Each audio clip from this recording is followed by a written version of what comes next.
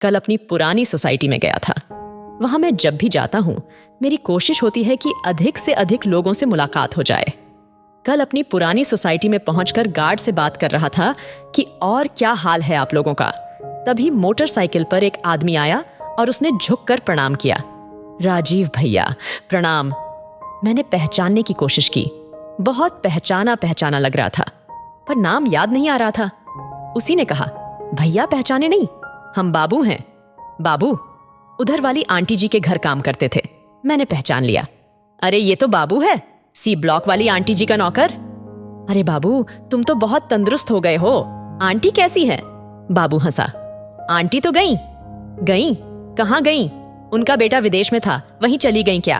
ठीक ही किया उन्होंने, यहां अकेले रहने का क्या मतलब था? अब बाबू थोड़ा गंभीर हुआ।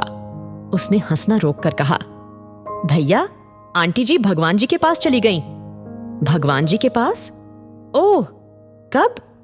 बाबू ने धीरे से कहा, 2 महीने हो गए। क्या हुआ था आंटी को? कुछ नहीं, बुढ़ापा ही बीमारी थी। उनका बेटा भी बहुत दिनों से नहीं आया था। उसे याद करती थी, पर अपना घर छोड़कर वहां नहीं गई। कहती थी कि यहां से चली जाऊंगी तो कोई मकान पर कब्जा कर लेगा।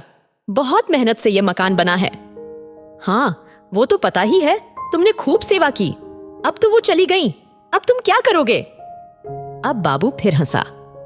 मैं क्या करूंगा भैया, पहले अकेला था, अब गांव से फैमिली को ले आया हूं। दोनों बच्चे और पत्नी अब यहीं रहते हैं। यही मतलब उसी मकान में? जी भैया। आंटी के जाने के बाद उनका बेटा आया था। 1 हफ्ता रुककर चले गए। मुझसे कह गए हैं कि घर देखते रहना। 4 कमरे का इतना बड़ा फ्लैट है, मैं अकेला कैसे देखता? भैया ने कहा कि तुम यहीं रहकर घर की देखभाल करते रहो। वो वहां से पैसे भी भेजने लगे हैं। और सबसे बड़ी बात यह है कि मेरे बच्चों को यहीं स्कूल में एडमिशन मिल गया है। अब आराम से हूं, कुछ काम बाहर भी कर लेता हूं। भैया सारा सामान भी छोड़ गए हैं। कह रहे थे कि दूर देश ले जाने में कोई फायदा नहीं। मैं हैरान था। बाबू पहले साइकिल से चलता था, आंटी थी तो उनकी देखभाल करता था। पर अब जब आंटी चली गई तो वो 4 कमरे के मकान में आराम से रह रहा है। आंटी अपने बेटे के पास नहीं गई कि कहीं कोई मकान पर कब्जा न कर ले। बेटा मकान नौकर को दे गया है, ये सोचकर कि वो रहेगा तो मकान बचा रहेगा। मुझे पता है मकान बहुत मेहनत से बनते हैं, पर ऐसी मेहनत किस काम की जिसके आप सिर्फ पहरेदार बनकर रह जाएं। मकान के लिए आंटी बेटे के पास नहीं गई, मकान के लिए बेटा माँ को पास नहीं बुला पाया। सच कहें तो हम लोग मकान के पहरेदार ही हैं। जिसने मकान बनाया वो अब दुनिया में ही नहीं है। जो हैं उसके बारे में तो बाबू भी जानता है कि वो अब यहाँ कभी नहीं आएंगे। मैंने बाबू से पूछा कि तुमने भैया को बता दिया कि तुम्हारी फैमिली भी यहाँ आ गई है। इसमें बताने वाली क्या बात है भैया, वो अब कौन यहाँ आने वाले हैं और मैं अकेला यहाँ क्या करता? जब आएंगे तो देखेंगे, पर जब माँ थी तो आए नहीं, उनके बाद क्या आना? मकान की चिंता है तो वो मैं कहीं लेकर जा नहीं रहा, मैं तो देखभाल ही कर रहा हूं। बाबू फिर हंसा।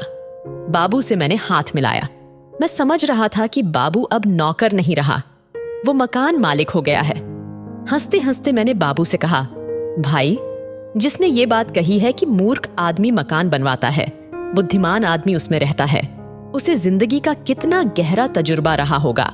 बाबू ने धीरे से कहा, साहब सब किस्मत की बात है। मैं वहां से चल पड़ा था, ये सोचते हुए कि सचमुच सब किस्मत की ही बात है। लौटते हुए मेरे कानों में बाबू की हंसी गूंज रही थी। मैं मकान लेकर कहीं जाऊंगा थोड़े ही, मैं तो देखभाल ही कर रहा हूं। मैं सोच रहा था, मकान लेकर कौन जाता है, सब देखभाल ही तो करते हैं। कहानी अच्छी लगे तो कृपया अपनी प्रतिक्रिया अवश्य दे और पेज को लाइक फॉलो करके हमारे पेज को सपोर्ट भी करें।